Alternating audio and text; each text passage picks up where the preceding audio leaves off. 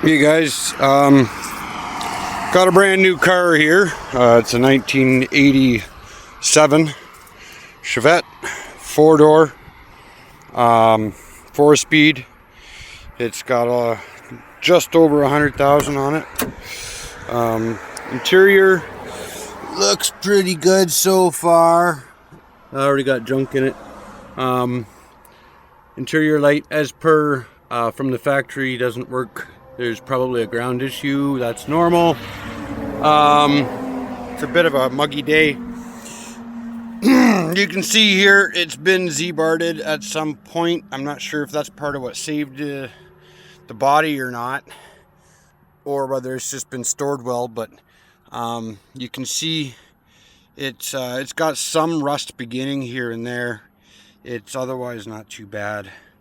As you go along, you can see a few spots. I believe it's been painted from the center line here and down. And if we can get low enough, we can find the one rocker where it goes underneath there is a bit rotten. In the back here, it's not too bad. I should be able to patch that up, but the rest of it looks all right. New rubber on it. It's got a little bit of stuff starting to bubble there. Oddly enough, I should have grabbed the keys. The hatch all works perfect, and even the shock holds. Back in the 90s, I don't remember them actually working, so that's good. Can't remember which one of these side markers in the rear end here. The bulb, I think, is burnt out. Everything else seems to work good for lights. High-low signals, 4 ways, brake lights, reverse lights.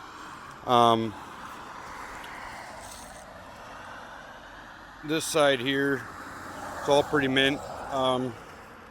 If we can see the roof, you may notice it's starting to fade a little bit. I'm sure that that'll be, like, it's not rotted through or anything. And the windshield, for whatever reason, they have siliconed around it. Only it looks like they did that before rust happened, or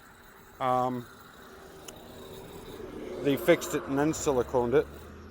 The hood's got a couple of these weird little things, so I would like to paint the whole thing. The front bumper is probably one of the rustier spots that you can see when you're going down the road. Nothing catastrophic. Anybody that knows these cars knows that they do have fairly thick metal on them, and so that'll have to get cleaned up and fixed up. Then we'll go here. It's got custom hood opener, and I will attempt to not dizzy you while I open the hood. Old interstate battery. I think it needs a new one of those. Water jug, blower, fan, heater, defrost cell work, wipers work, windshield washer works. This is maybe not the spot to see here off the alternator. You can see there have been some things done to the wiring, so I will have to be going through and double checking what and why, and can I fix it before it becomes a problem. These crimp connections are not known for their longevity. And that's the other thing I notice here. I don't know if you can see that the bushing's gone on the alternator, or something's not quite right. And so if you look down the belt, you can see it's got a bit of a kink at the end. Nothing catastrophic again, but it seems to work. And there's more rust under the hood, believe it or not, than anywhere else in the car, it seems. But again, it's all surface kind of stuff. Like, I don't know whether it's recent. I'm actually wondering if where this car's been parked the last 5 years is been part of the problem, because it's been in a parking lot and the guy's been backing it into a spot and it's like right where you would push the maximum amount of snow.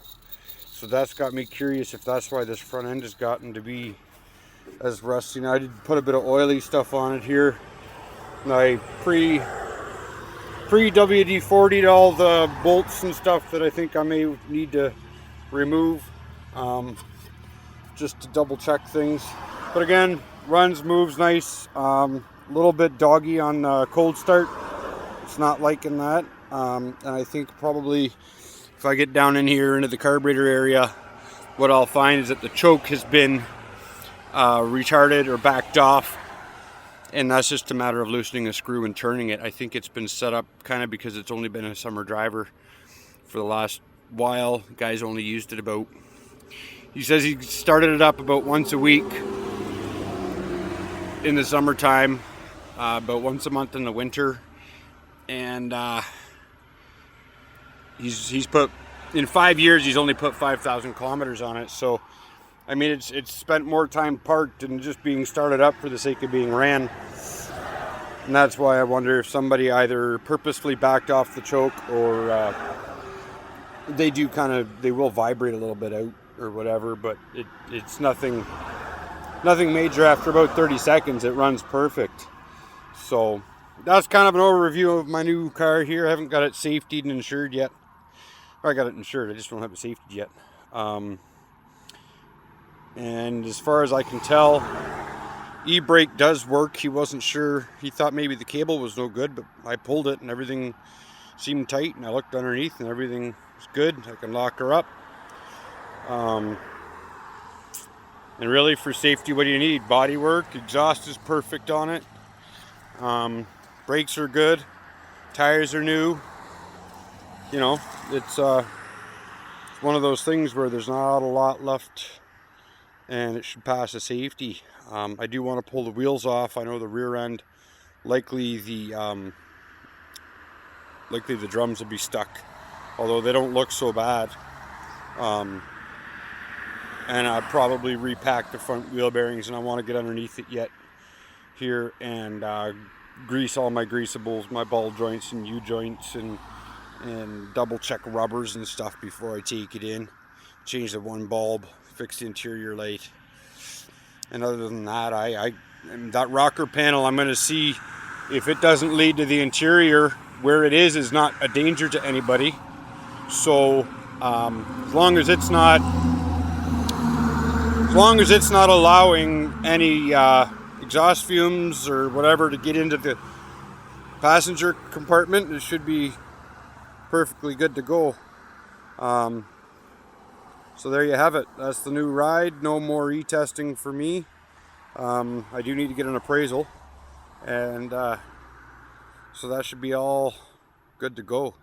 It's going to be it's a nice little car to drive, and it's kind of funny the reaction you get.